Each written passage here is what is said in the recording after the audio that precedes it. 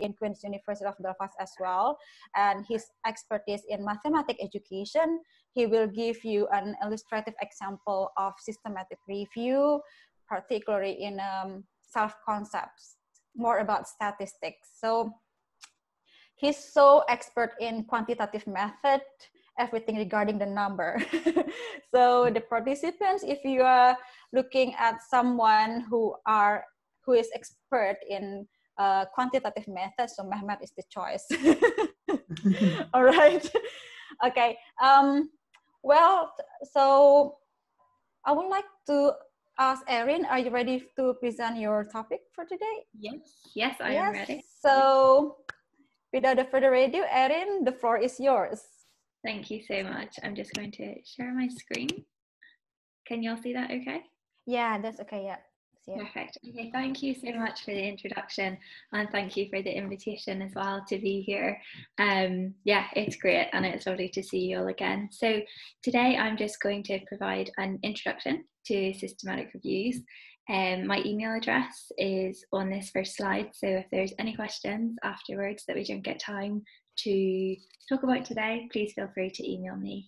I will be there. So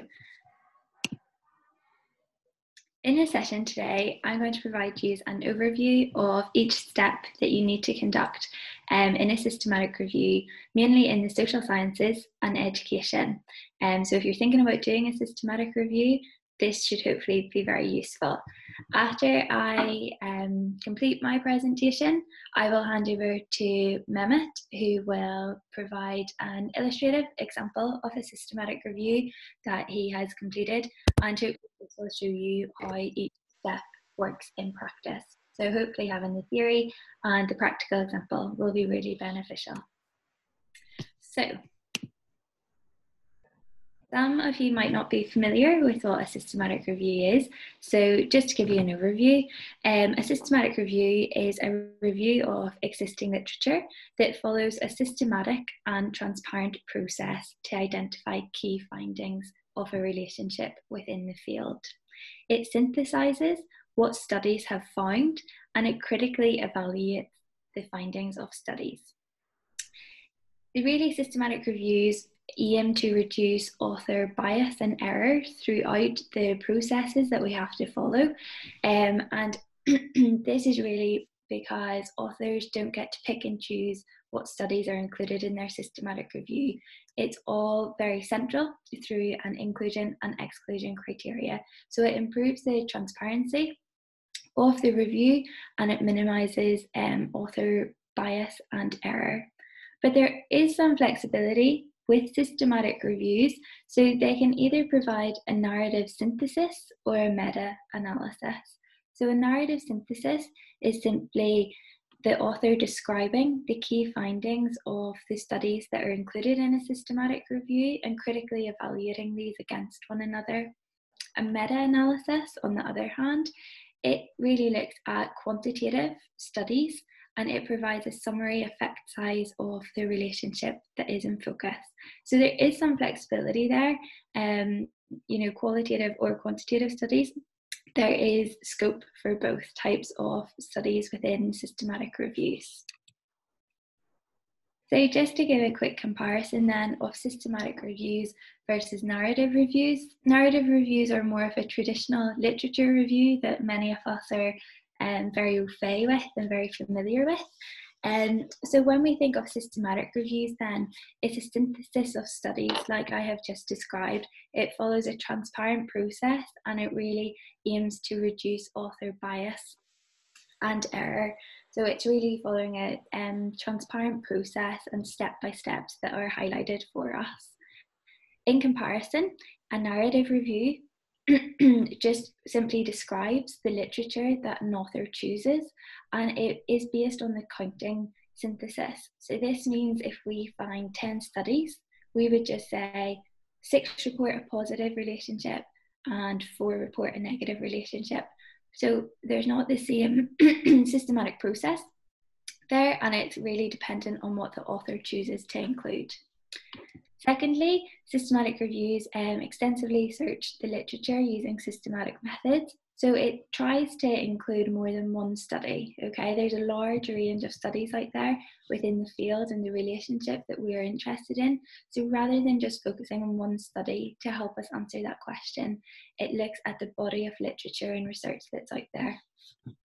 In comparison, narrative reviews choose a subset of studies, and these are chosen according to the author and which they think is most valid for their review. So again, slightly different, and systematic reviews are a bit more encompassing. Based on the processes that we follow in systematic reviews, they have higher levels of transparency. So we know step by step what the authors have completed, so we know how they've got to the final studies that are included in their systematic review. Whereas in narrative reviews, there is a heightened risk of different bias. This includes publication bias, so studies that have a positive results are more likely to be published. Dissemination bias, that means that studies that have positive results are likely to get published faster and disseminated more widely.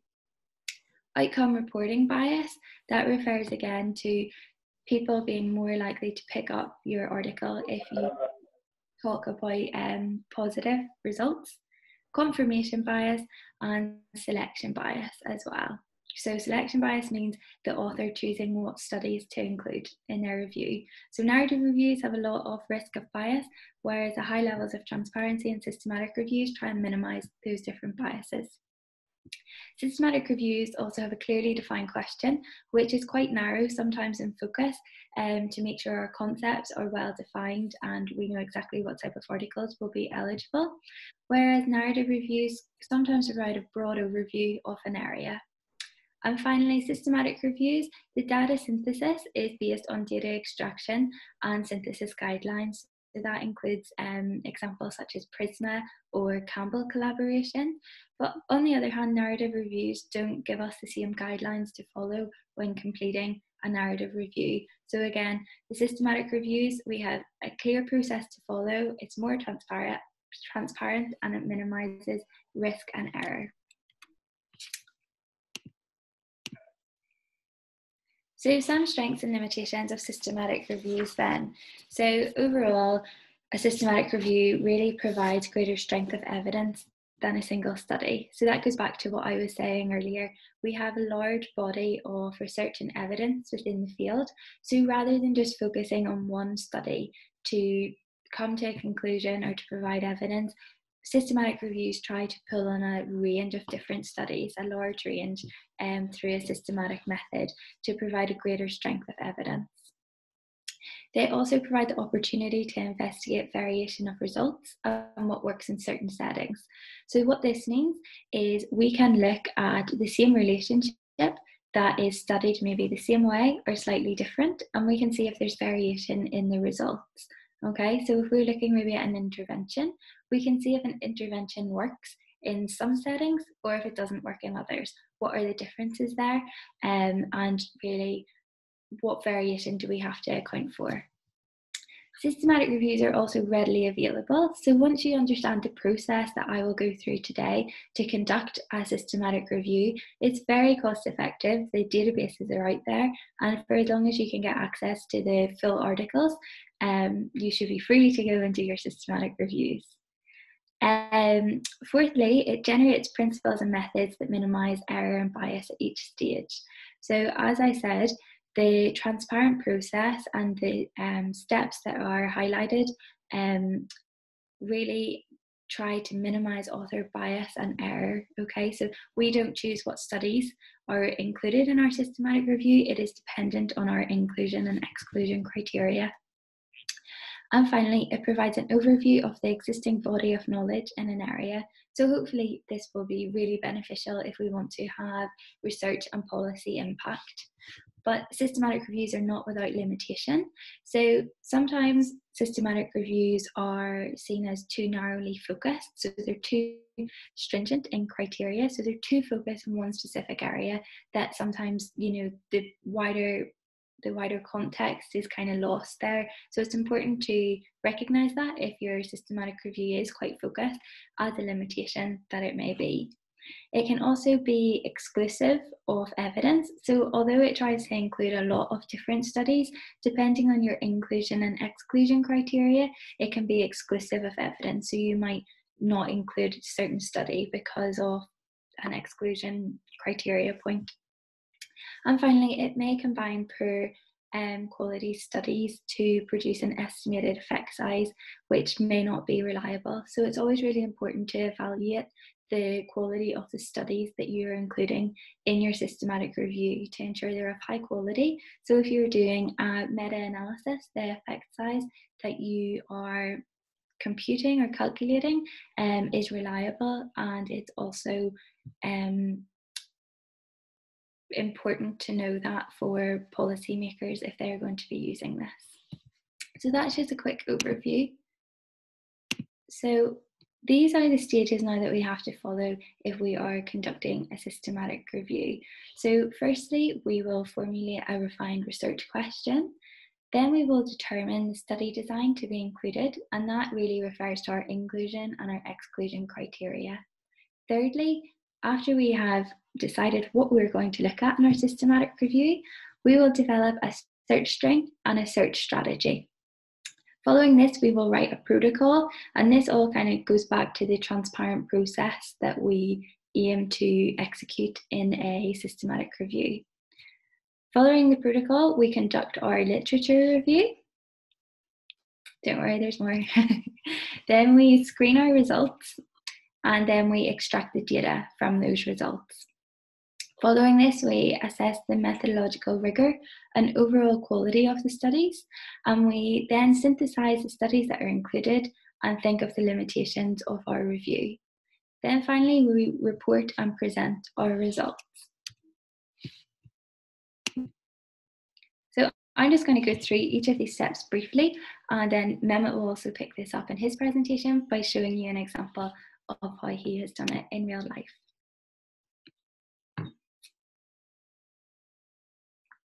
So the first step is to formulate a research question. So this refers to the topic or issue that you want to investigate, and the more specific you are with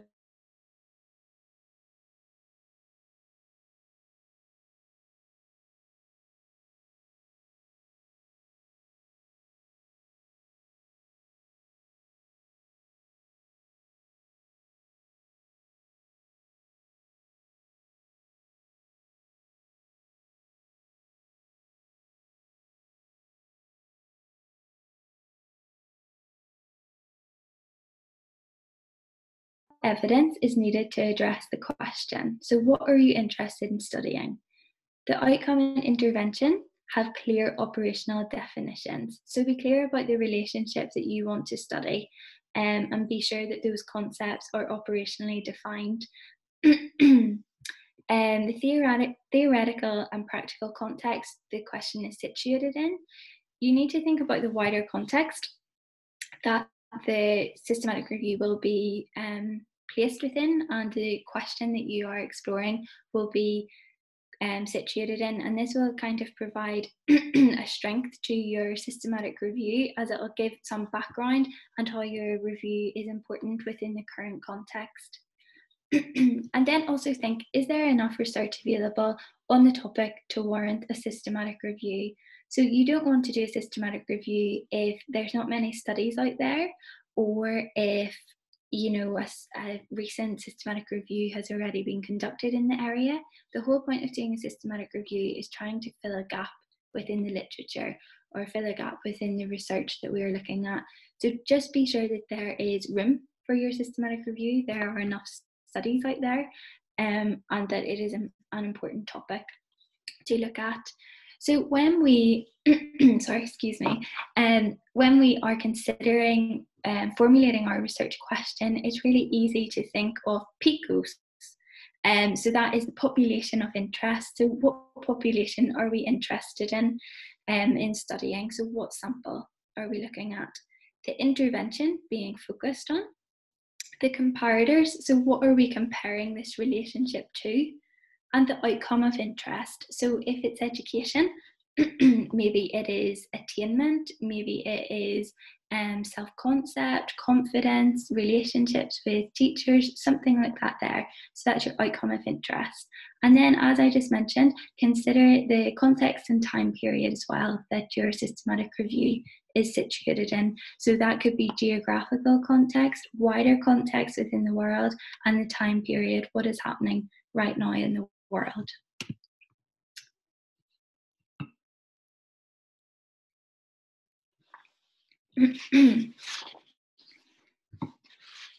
So the second stage, once we have formulated our research question, is thinking about our inclusion and exclusion criteria. So in this stage, we need to think about the type of studies, interventions, populations, and outcomes that we are interested in looking at in our systematic review. And through this, we create our inclusion and exclusion criteria. So as I have highlighted on the slide, we need to think about the year of publication. So that means what studies are we looking at? Okay, so is it between specific years of publication? So for example, in the last 10 years, 2010 to 2020. Then we need to think about publication status. So that refers to, is it only published articles that have been peer reviewed, or do you want to also include grey literature? So that could be things like dissertations, PhD theses that haven't been published, but are also of a high level of academic standards. Be clear of your outcome measures. Okay, so what is the outcome that you want to study? Is it attainment? Is it self-concept? Is it confidence? Be clear of that in your inclusion and exclusion criteria. Discuss the intervention that you're interested in and the context as well. So that means if you're only looking at a specific country, such as the UK, or Indonesia, more wide range, then just be clear if that is the focus of your study in your inclusion criteria. Highlight the population as well. What sample are you interested in? So is it young pupils? Is it university students? Be clear of that. And then also think about the study design. So is it qualitative, quantitative, or mixed method studies that you're interested in? So we need to include all this information in our inclusion and exclusion criteria. So when we search the literature, we know exactly what studies are eligible for inclusion. So really, the more detailed criteria that you can provide, the easier it will be for you when you go through the literature and screen your results. And it'll also reduce bias and error. So really highlighting the transparency of your systematic review. So once we have our inclusion and exclusion criteria decided on our research question, the next stage is to develop a search string and search strategy. So a search string refers to the terms that we're going to use to search our literature databases. So we need to think, what literature databases are we going to search, and what terms are we going to use to search these literature databases. So your search string should include all relevant terms that are linked to your formulated research question. And feel free to kind of play about with that. So you could maybe do one or two preliminary searches to see what terms work, what don't, and then come to your final search term. And you can talk about all of this in your review as well, because again, it increases the transparency. So when we conduct a systematic review, we usually use these operators, okay, so and or not. So if we want to include two terms, we will use and. So for example, education and attainment.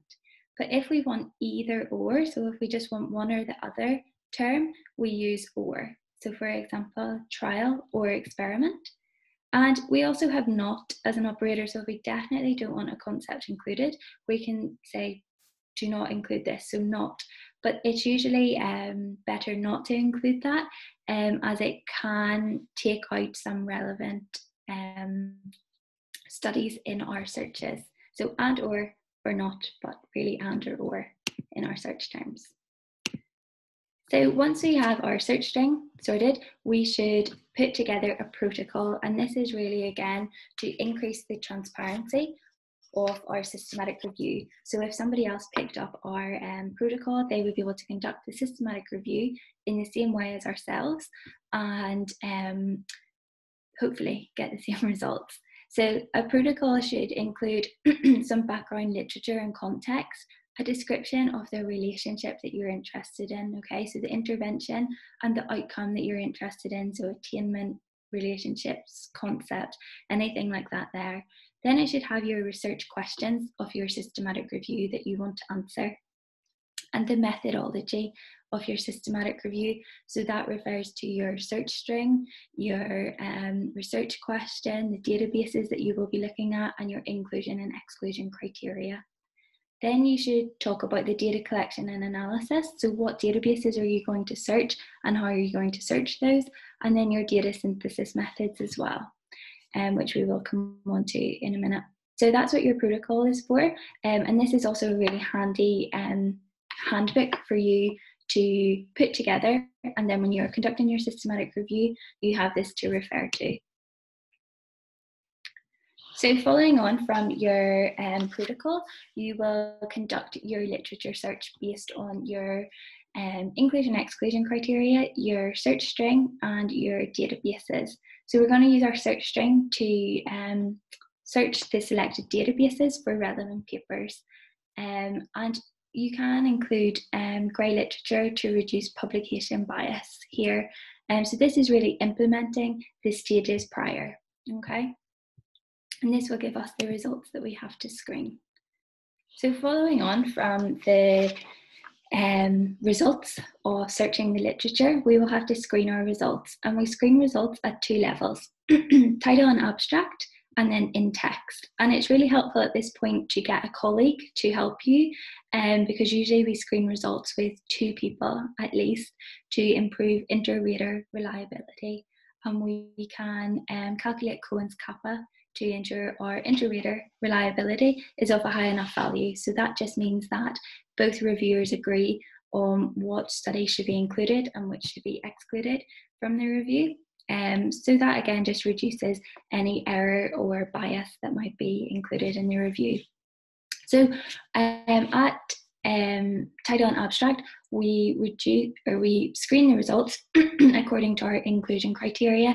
Any that do not meet our inclusion criteria, we exclude, okay? And we can keep a note of why they're excluded. Once we have done that at title and abstract, all the papers for inclusion, we then screen at full paper level. Okay, so we will read the papers and say, okay, this is relevant to our review, we will include it, or no, it's being excluded. And again, keep a note of what's included, what is excluded, and why it's being excluded. At this stage, it's really helpful to put together a data extraction form, and that's really to ensure that you're pulling out the right information and to ensure consistency and transparency in your methods.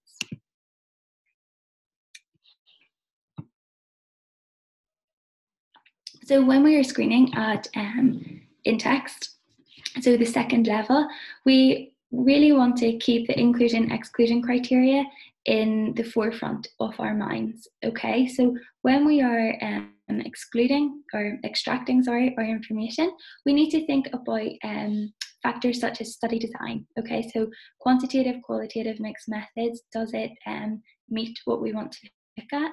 The publication date, the population or sample that it is looking at, the intervention and outcome measures, so the relationship, is it relevant? Methods used, key study results, and any limitations of it. Okay, so as I said, it's really important to keep a note in your data form of these different areas.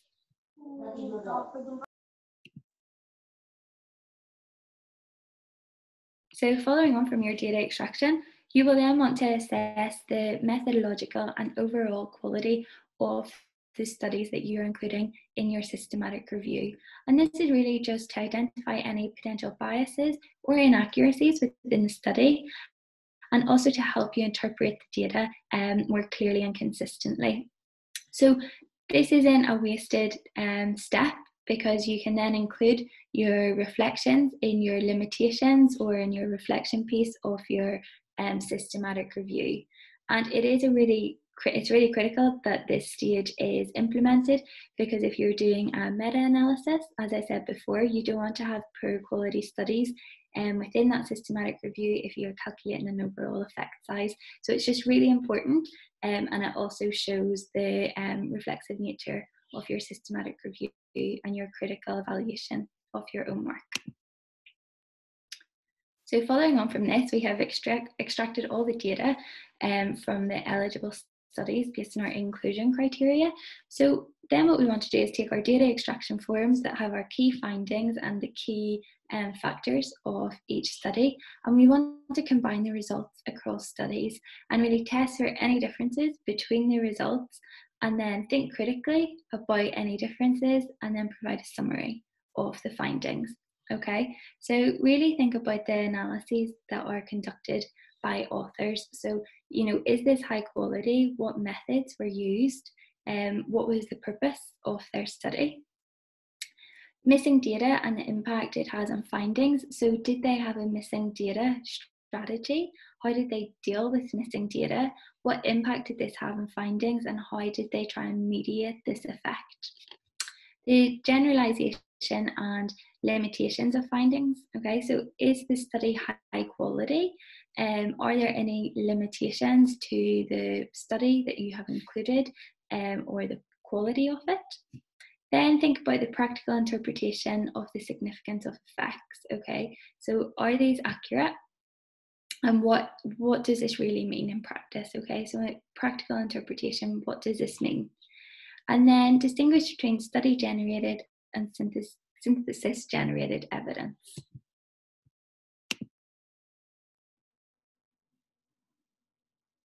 So when you're putting together this part of your systematic review, which is really your results section, go back to PICOs, okay, that we were talking about earlier. So think about variation in population, interventions, context, outcomes, methods, and study design. Okay, think critically about how these vary between studies and what this could mean for the results that they are presenting to us. And once you have done this, hopefully you will be able to critically evaluate the studies that you have included, think about any gaps, any inconsistencies between them, and then perhaps put forward for future research what they could do to overcome these limitations. So when presenting the results, just think of the effects of the intervention on outcomes, okay? So clearly highlight the relationship and the effects that it has on the outcome. And provide a summary of the results that are included in the findings of the eligible studies for inclusion. Critically evaluate the evidence quality, okay, that is presented, and any biases that may be included in the eligible studies. Think about the limitations in the studies that you have included, and then talk about the key findings, okay? And if you can, think about these in relation to theory, policy, and practice, and again, bringing in the context of what is happening right now and where you're looking at. And there are guidelines available for conducting a systematic review, okay? So these include PRISMA, Campbell and Cochrane. So all these places provide step-by-step guides like this one here of how to conduct a systematic review, what to include in each stage, and how to ensure that you have that methodological rigor throughout, especially if you want to get your systematic review published. So I definitely urge you to look at those. And once you've conducted your systematic review, of course, you don't want it just to lie on your desk and gather dust. So you can think about your greater dissemination. Okay, so where are you going to publish this? So as I mentioned, Campbell Collaboration and Cochrane are two systematic review organisations that are global and can publish your systematic reviews and help you write these and your protocol. And also think about, journal articles within the international field as well. So there is a wide range of places that accept systematic reviews because they are seen as having a very important policy impact and a positive effect on our field in social sciences and education. So thank you so much for listening to me. I know it's quite long and a lot of information to take in if you are not used to systematic reviews, but I hope it was helpful. And hopefully now when Mehmet provides his example of a systematic review, it will show you how these steps are implemented in practice. So thank you very much. All right, thank you, Dr. Aryan, for your great explanation about the systematic review. So before we are going to hear Dr. Mahmoud talking about his topic, so we will directly ask for some question that already put in the chat box. Is it okay, Erin? Great. Yeah, so I found, if you take a look at the chat box, so there are some of the questions, so I will pick the first one. Hi, this is from Udi Sananhudi, our great friend. Hi, Dr. Udi. Where is he? So actually he asking about, this is from Erin and Mahmoud. So if Erin could answer this question, will be fine. So he asked about when is enough for data collection in systematic review research? So that's his question. Yeah, so when is enough? So it really depends on your inclusion and exclusion criteria. So you will want to maybe search between, well, at least 3 different databases, okay? Literature databases with your search string.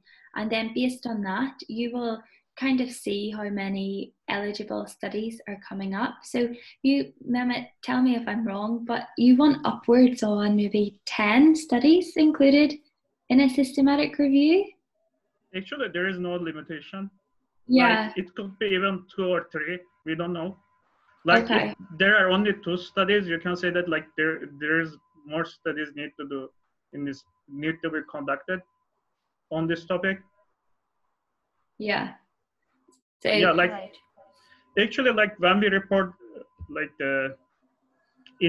when we write our paper, we mentioned that like this search completed on this date. So like when you use like the filter by using that date, like between 2 dates, like for example, it could be like last 10 years from today. So like even though 5 years you do same, you follow same steps, 5 years later you are gonna find the same results. Yeah. So there is no limit, but I guess if you want to have quite a fruitful discussion, the more papers that you have, the better, because the more you'll be able to talk about and kind of merge those findings together. But as Mehmet says, you know, if you only have a couple, that's okay too, because gaps in the literature are important. But just make sure as well, if you have a lot of studies, you know, that can be very hard to manage to synthesize the results. So just make sure your inclusion and exclusion criteria is very tight and very clear. Yeah. All right, perfect. Yeah, perfect question. I hope that, yes, Mohammed. There's a question in Bahasa here. Oh yeah, I Probably found like 3 the questions. Yeah. Second question is about the differences between scoping review and systematic review, right? Yeah, you can scroll down in the very bottom of the chat box. She already translate into English. Okay. All right. So let me pick the question number 2. This is from. All right. Okay.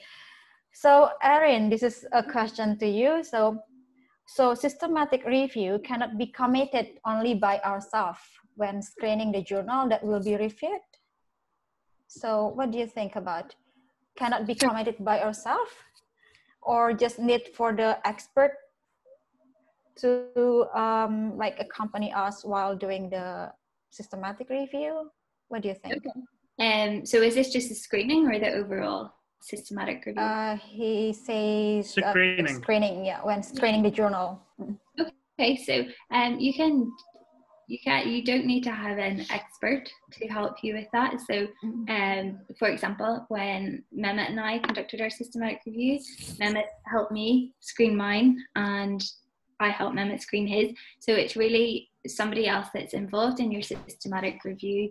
It's just having that second pair of eyes over the results to ensure that you haven't missed by accident any of the studies that might be eligible for inclusion.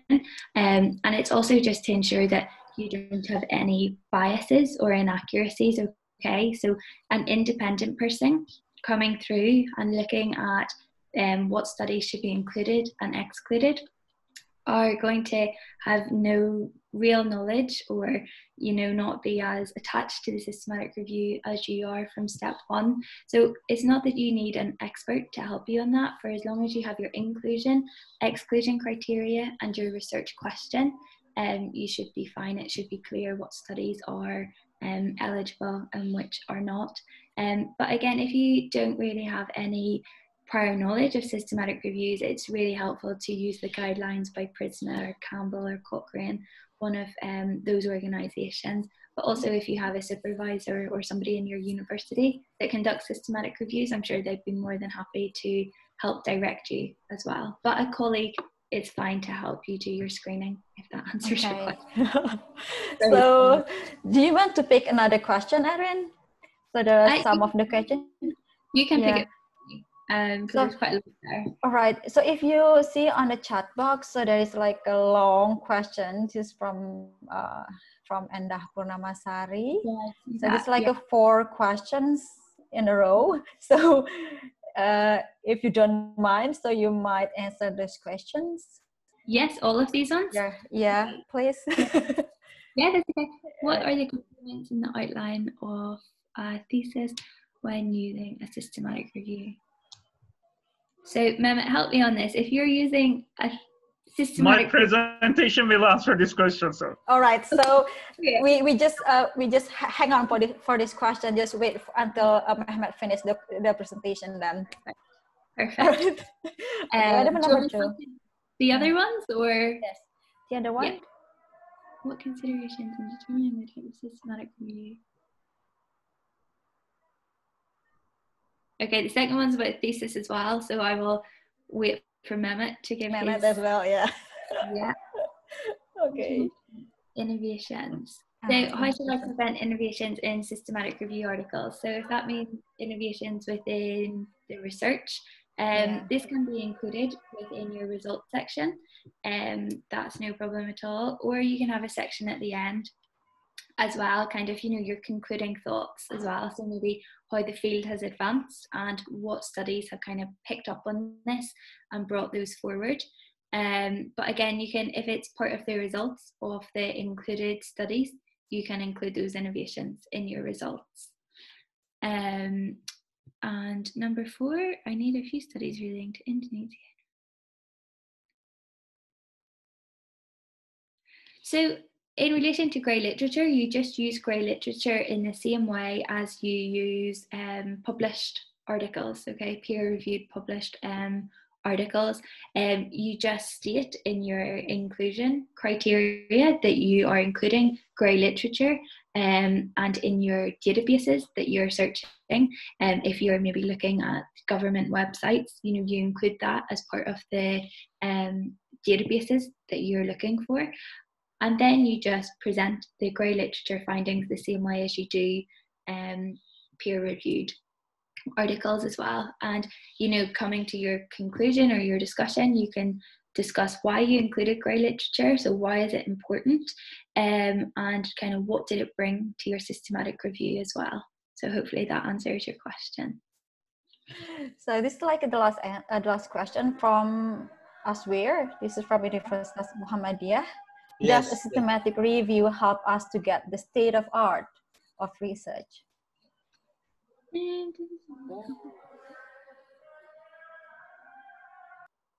Yeah, so again, that's all going to depend on your inclusion and exclusion criteria and the research question that you have. Okay, so the research questions that you want to ask and answer within your systematic review will really help you hopefully find your research gap there, and also your inclusion and exclusion criteria hopefully will get the state of the art research there. Okay, so it's all very dependent on that. It might be helpful to do a bit of a play around and look at articles that are out there before you conduct your review to see if there is a gap or if there are innovations within the field, and then that can help you formulate your questions and your inclusion exclusion criteria. But equally, if you don't and you do your systematic review and you think I should have included this, you can put that again in your limitations. Okay, so there are ways around it. Just be evaluating what you have done and how it could be better in future. All right, great, Erin. You answered all the questions. Thank you so much for your time for this webinar, and hopefully we can organize another webinar and you're as a keynote speaker as well. Or you may come to Indonesia when the COVID-19 is gone. Yes, that would be wonderful. Yeah. So thank you so much once again, Erin, for your presentations. And the next keynote speaker is going to be a handsome man from Turkey, Mehmet. So I would say, Dr. Mehmet, are you ready for your presentations? I think so. Yeah, so can you just share your screen on? Yeah. Yes, I did. Yeah. So, okay, for everyone, Mehmet is going to present one of his finding, and he will try to illustrate, he will try to give an example of systematic review by measuring and improving self-concepts. It's all about statistics. And Mehmet, even before you present your topic, you already got the questions. You already got a question based on the Endah Purnamasari's question. So wait until Mehmet finishes his presentation, and then he will directly answer the question left. All right, okay, Mehmet? All right. All right, are you ready? Yes, I am ready. Okay, so hello, everyone, please, this is Mehmet. Hello, everyone. I am Mehmet. My colleague Erin just expressed the differences between systematic reviews and narrative reviews, benefits and limitations of systematic reviews, as well as how to conduct systematic reviews in 11 stages. In my presentation, I will explain how to make your systematic review to be publishable in reputable journals. Our guideline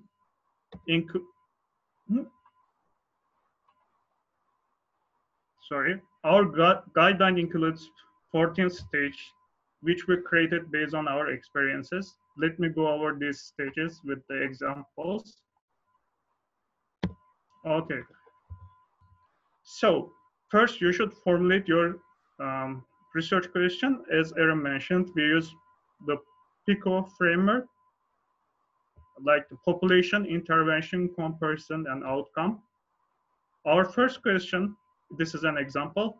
How can university students' statistics self-concepts can be measured? And second question, which interventions can improve university students' statistics self-concepts? Like, since this is a TESOL conference, your research question could be like, what is the effect of blended learning on learning English or something like that? Our second, in second stage, you should clearly define your intervention or outcome. For example, here, we define like 3 different concepts related to self-beliefs. Like self-concepts refers to one's evaluation of their own competence in a domain. Self-esteem is like their feeling about their self-concepts in a domain. But self-efficacy is quite specific. It's about the particular task. You can see different examples of questionnaire items related to these self-beliefs. Our next advice, you should clearly describe why your intervention or outcome is important. For example, here we mentioned that a positive self-concept can lead to improved academic achievement and motivation. So we are like the person having more self-concept, positive self-concepts can have like the higher academic achievement and motivation. They have continuous efforts and better educational choices, such as academic persistence and long-term education attainment. Therefore, we conduct systematic review on cell concepts, especially statistics cell concepts. So you should select the most suitable theoretical or conceptual framework. This is very important for publishing your work in reputable journals. So like there are, in our example, there are three different theories related to cell concept: self-determination theory, self-efficacy theory, and the equals expectancy value model.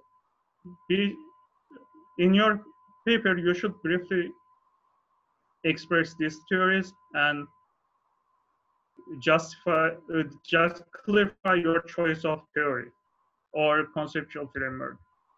The last one, you should conduct the rapid review was related systematic reviews, because you should express to readers why your systematic review is different than others. In methods, I will explain what you should include in your method section. It is like it is more or less the same as Erin expressed. You should select the databases. In our example, we choose like 5 different databases. 3 of them are education-specific databases. 2 of them are related, can be considered as wider scope databases. So in the next step, you should identify key concepts and develop search strings. Again, you can use the PICO framework here. For example, in our interest, population and outcome is important. Like in population, since we are studying on university students, here is like student and course or college or university. And another one, as you can see in green color, like statistical concept and cognitive competence. Cognitive competence is coming from our like theory of choice. So it is important to choose and uh, read more about your theory. It is important to find out like similar key concepts. Also, as Erin mentioned, inclusion and exclusion criteria should be very clear. It must be understood by others, because if they follow the same strategy, they should find out same studies. For example, these are our inclusion and exclusion criteria. We had 7 criteria, like the studies must be published between these dates. Full text must be accessible. Study must be written in English. And statistics concept must be measured, because we found some studies it's about statistics concept, but they don't measure it. Just like the theoretical paper, I will say. The participants must be university or college students, because it could be conducted in high schools or even secondary schools nowadays. So these are there are 2 more uh, inclusion criteria that we have. So you should screen your results, and if possible, you can ask your colleague to do it. It's like we have like we did in first stages, like we remove duplicates and we screen results by title, abstract, and inclusion and exclusion criteria, and we decide how many studies should be included in qualitative synthesis. And we computed Cohen's kappa, which refers to the agreement rate between raters. Your systematic review should also include a prisma flow diagram. It's like this. We computed Cohen's kappa point about 0.9, so it's very good. Also, you should create a data extraction table. We use again the PICO framework here. There is like participant, intervention, comparison, and outcome. As you can see here, like since we have 2 different purposes in this systematic review, our outcomes um, column includes like the scale they use, including the Cronbach alpha values, also like the findings related to statistic cell concept. How the intervention improved student cell concept. And writing your results is also important. You should pay attention to some things like the first one is assessing your methodological rigor and quality of your studies. We found that like 7 studies exploring the influences of different teaching approaches on statistics cell concepts. And we classified that one based on their methodology because we know that like the weaker methodology has larger effect sizes. So it is important to identify which design is more suitable for further studies as well. As you can see here, there is no randomized control trial. So at the end of our paper, we recommend to conduct a randomized control trial to explore the effect of different intervention on university students' statistics cell concept. And then we summarize our results by using the figures. This is, for example, this is the question 1. How can statistical cell concept be measured? We figured out that like there are 21 studies, 13 studies use like stats 36 scale, and 7 studies use stats 28 scale. Only 1 studies use like attitudes towards statistics and technology scales. When we examined these questionnaires, we created the figure below. Like, we conclude that any further studies aiming to measure students' attitudes or students' cell concepts should be used a scale including 8 subscales, like difficulty, effort, interest, value, statistics, cognitive competence, effect, learning statistics with technology, cognitive competence. And this figure is about our second question. This is about like how can statistics cell concept be improved. We identified 6 different intervention, and yeah, we ordered them based on their effect sizes, small to large.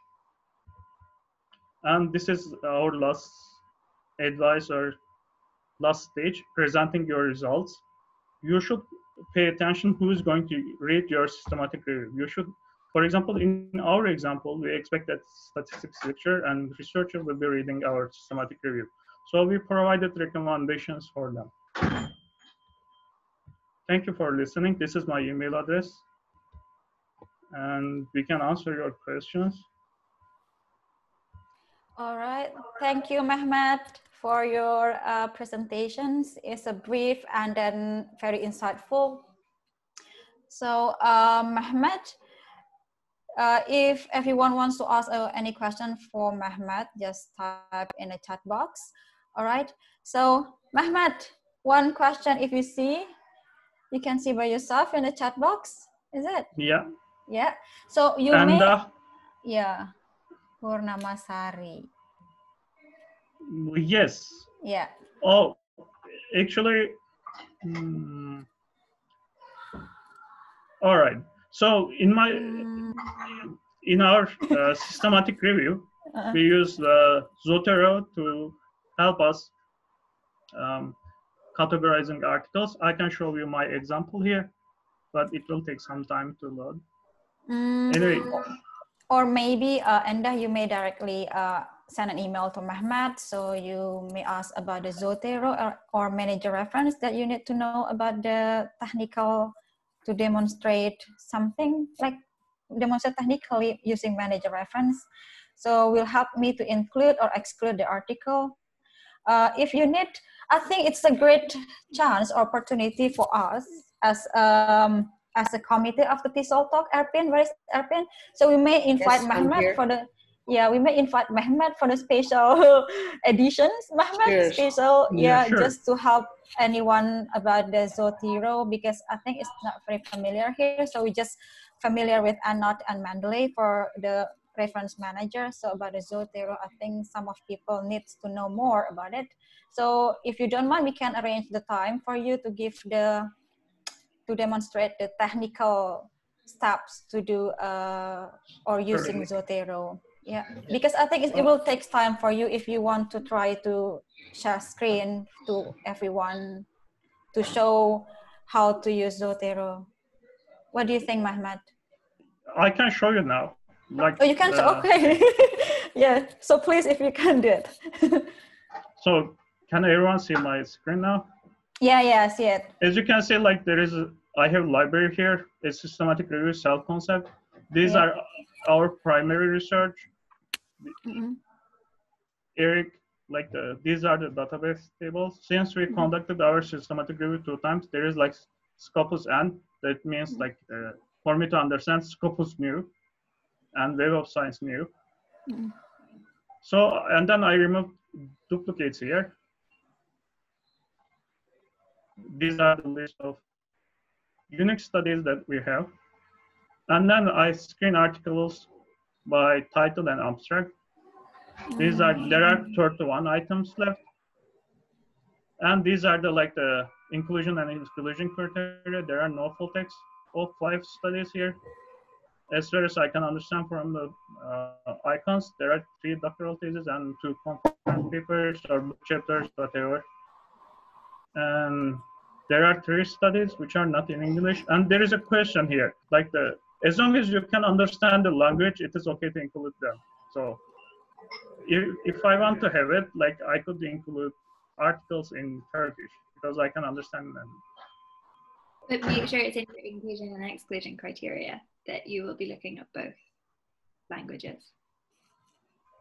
Languages, yeah. Oh, this is, yeah. So, another questions here? Yeah.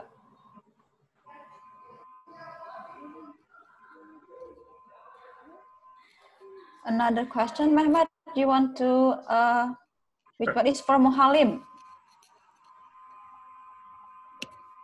Is it possible, yeah. Is it possible to include literature not written in English? For example, of course, if you can understand the language, it's fine. I mean, if you or if we understand the language, so it's okay to include. Or your colleague, whoever. All right. So there is one question, Mehmet, previous question from Endah Purnamasari as well. If you scroll up the chat in the chat box, so you may find question number 2 about the, or 1 or 2. Do you remember when Erin answered the question? So Erin asked for Mehmet. This is Mehmet portion. It's with Mehmet's time for the question. Let me read this one. Yeah. Number 1 or number 2, Mehmet? Do you remember? Let me read. Yeah. Oh, it's like what are the components in, it's like what are the components in the outline of scientific work thesis when using a systematic review. It is all about my presentation. We have like, how many stages we have? Like our guideline has like 14 stages. They should follow these stages. They will be fine. Yeah, it's like we categorize them, like we classify them into 3 categories, like introduction, methods, and presenting results. That's it. Okay, it's like the outline page of my presentation will help them. It's like they can use it as a like kind of checklist. Okay, so what about number 2? Oh, there is a slight difference between scoping review and systematic review. A scoping review is like the exploring topic. It is quite theoretical, I will say. For example, in my case, I did some sort of scoping review to learn what cell concept is about.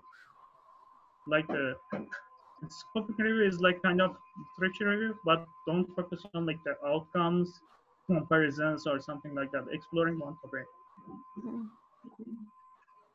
Did you get what I mean? Yes, I get it. Okay. So yeah, again, this is from Dr. Udi. The Dr. Udi asked a question. Mahmoud, if you see this for Dr. Felix, also Erin, you may share with us some potential challenge when conducting a systematic review and any ways to tackle it. So this is like a suggestion from Udi about the presentation. So you may mention one challenge that probably people usually face when they are trying to do a systematic review. Which one is the biggest challenge? I would say really ensuring happened. you have your inclusion and exclusion criteria very specific and encompassing, is a challenge, because sometimes you don't realize what you should have included in some of them until you have looked at the results and you're writing your results and your discussion of the eligible studies. So I think, kind of, as Mehmet says, kind of, scoping what is out there and what kind of the literature says before conducting your review can really help you with that challenge of ensuring that you have included all areas that you need to in your inclusion and exclusion criteria. All right. Okay. For me, yes. For me, creating search string is very challenging, because like if anyone gives you ideas like why don't you use these words or word phrases in your search string, if you find that person is right, you have to do everything again, like follow the same procedure. You might end up with finding more studies. All right. Yeah. Okay. So there is one more question left, Mehmet, for the very bottom of the chat box. There is like regarding the include and exclude article. Is the Zotero do it by yourself or manually by me or by the person who are using Zotero? I wish Zotero does by itself, but you have to do it by yourself. Oh. So, Mehmet, this is a very good chance. I'm thinking about inviting you to teach us how to use Zotero. Yes. All right. Okay, is there any question in the chat box? I think you already answered all the questions. So, okay. Well done, Mehmet, Dr. Phyllis, and Dr. Early or Erin Early for your presentation in today's webinar. We are very happy and we are very glad to have you in this webinar. And for everyone who are participating in this webinar, so you may get the PDF version and as well as the slides, the PowerPoint slides in a WhatsApp group. So don't worry about the materials because we will distribute the material for you all. And once more, thank you, Dr. Muhammad and Dr. Erin. So it's time for us to close the webinar. Yeah, thank you so much. The host. So, yeah. But okay, promote about the journals. Yeah. So as we said earlier, so we have 5 minutes to promote the journal because we are supported by some of the universities. And please, Arpin, if you want to promote your journal in Universitas Muhammadiyah Sorong. Okay, well, first of all, thank you so much for Mehmet and Erin for sharing, and hopefully all of the participants will get some insights about What Mbak Dewi apa lagi? Systematic Systematic review. Yeah, it's a new for me actually because yeah, I'm planning to take my doctoral degree, but I hope I can get some insights from all of you. So for you guys, I mean.